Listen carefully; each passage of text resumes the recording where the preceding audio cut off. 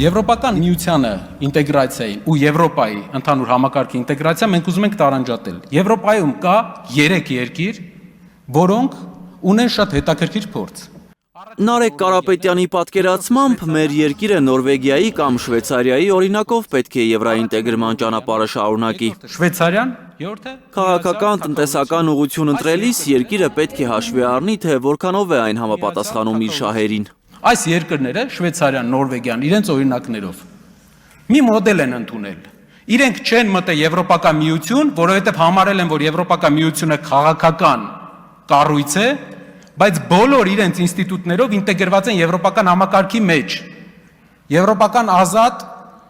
տնտեսական գոտու մեջ։ Ինչ է սա տվել։ Շվեյցարիան զերծ է մնում յուրաքանչյուր քաղաքական բախումներից, բոլոր բախումներից։ Նորվեգիան գտնվելով Արկտիկայի մոտ զերծ է մնում հակադրություններից։ Միացյալ Թագավորությունը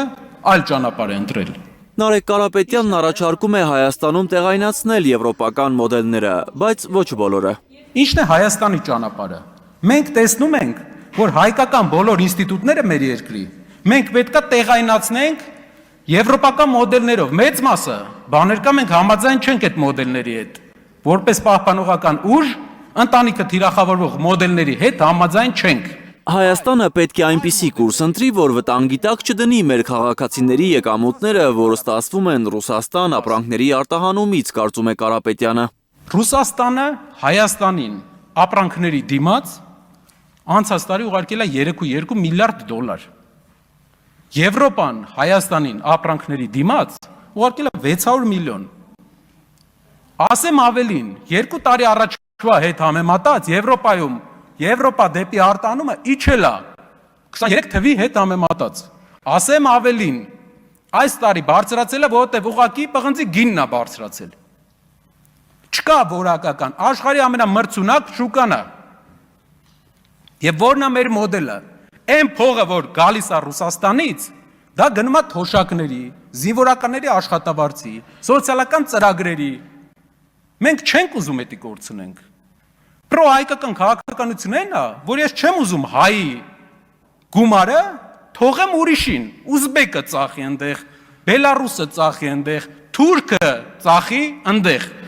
Հղում անելով ԿՊԱ-ականներից մեկի ելույթին, թե ըստ Եվրոպայի Ռուսաստանի համար վարչապետի ընդունելի թեկնածու է Սամվել Կարապետյանը, Ուժեղ Հայաստան խմբակցության ղեկավարն ասում է, փաստորեն Եվրոպան ֆիքսել էր, որ ընտրարշավում մրցակցությունը Սամվել Կարապետյանի և Փաշինյանի միջև էր։ Ամիսներով Եվ ուրեմն ընդդիմությանը պատերազմի եռագլուխ կուսակցություն անվանելով ԿՊ-ն մոլորեցրել է ընտրողներին։ Եվ դրա համար դուք քաղաքական պատասխանատվության եք ենթարկվելու։ Նարեկ Կարապետյանը եռապատերազմի կուսակցություն է անվանում քաղաքացիական պայմանագիրը, վկայակոչելով հայտնի փաստեր։ Վերջի 8 տարվա ընթացքում 3 պատերազմ բերած կուսակցությունը։ Եռապատերազմի կուսակցությունը ԿՊ-ն է։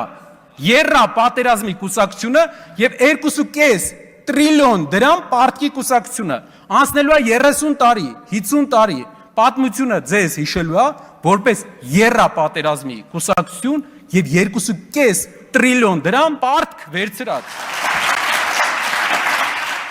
Էդգար Ղուշչյան, Հայլուր։